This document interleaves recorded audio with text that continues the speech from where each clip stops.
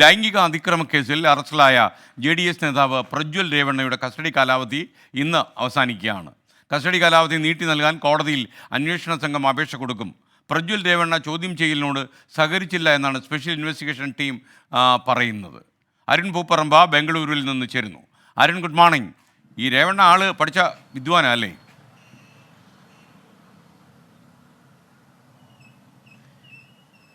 SKN good morning. അതെ, പഠിപ്പിച്ചത് കൃത്യമായി മറുപടി. അതിനപ്പുറത്തേക്ക് പ്രജ്വൽ രേവണ്ണയുടെ ഭാഗത്തുനിന്ന് ഒരു സഹകരണം ഉണ്ടാകുന്നില്ല എന്നാണ് SIT പറയുന്നത്. നേരത്തെ വിദേശത്ത് ഒളിവിൽ കഴിയുന്ന ഘട്ടത്തിൽ അവസാന ദിവസങ്ങളിൽ പുറത്തിറക്കിയ വീഡിയോയിൽ നാട്ടിലെത്തും, അന്വേഷണത്തോട് പൂർണ്ണമായും സഹകരിക്കുമെന്നൊക്കെയാണ് പ്രജ്വൽ രേവണ്ണ പറഞ്ഞതെങ്കിലും ഇവിടെ എത്തിയതിനു ശേഷം കസ്റ്റഡിയിൽ വെച്ച് ചോദ്യം ചെയ്യലിനോട് ഒരു തരത്തിലും സഹകരിച്ചിട്ടില്ല എന്നതാണ് അന്വേഷണ സംഘം പറയുന്നത്.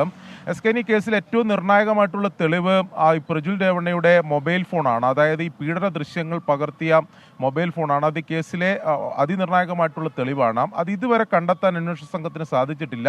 അത് പ്രജ്വൽ നശിപ്പിച്ചു എന്ന നിഗമനം തന്നെയാണുള്ളത്. അതായത് ആ ഫോണ് തിരിച്ചെടുത്താൽ മാത്രമേ അതിൽ എങ്ങനെയാണ് ഈ ദൃശ്യങ്ങൾ ഉൾപ്പെടെയുള്ള കാര്യങ്ങളെ സംബന്ധിച്ചൊരു കൃത്യമായ ഒരു വ്യക്തത ഉണ്ടാവുകയുള്ളൂ. എന്നാൽ അത് കണ്ടെത്താൻ സാധിച്ചിട്ടില്ല. പ്രജ്വൽ പറയുന്നത് അത് 1 വർഷം മുമ്പ് കാലപ്പഴക്കം കാരണം അത് ഉപേക്ഷിച്ചു എന്നതാണ് പ്രജ്വലിൻ്റെ മറുപടി.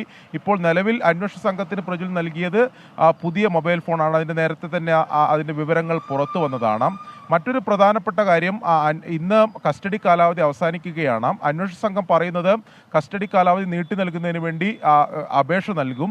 അതായത് ചോദ്യം ചെയ്യലിനോട് ഇതിനകം നിലവിൽ ഒന്നും സഹകരിച്ചിട്ടില്ല. അതുകൊണ്ട് കൂടുതൽ ചോദ്യം ചെയ്യൽ ആവശ്യമാണ്. തെളിവെടുപ്പ് ഉൾപ്പെടെയുള്ള നടപടിയിലേക്ക് കടക്കേണ്ടതുണ്ട്. അതുകൊണ്ട് കസ്റ്റഡി കാലാവധി നീട്ടി നൽകുന്നതിന് വേണ്ടി കോടതിയിൽ അപേക്ഷ നൽകും.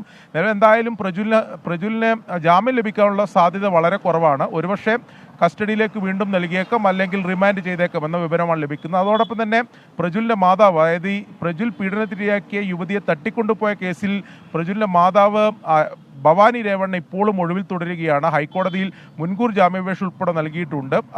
ഈ മാതാവിനെയും അറസ്റ്റ് ചെയ്യുന്നതിന് വേണ്ടിയുള്ള നടപടി അല്ലെങ്കിൽ നീക്കം അന്വേഷണ സംഘം സജീവമാക്കിയിട്ടുണ്ട്. SK. അരുൺ പൂപ്പറമ്പയാണ് വിവരങ്ങളുമായി നമുക്കൊപ്പം ചേർന്നത്.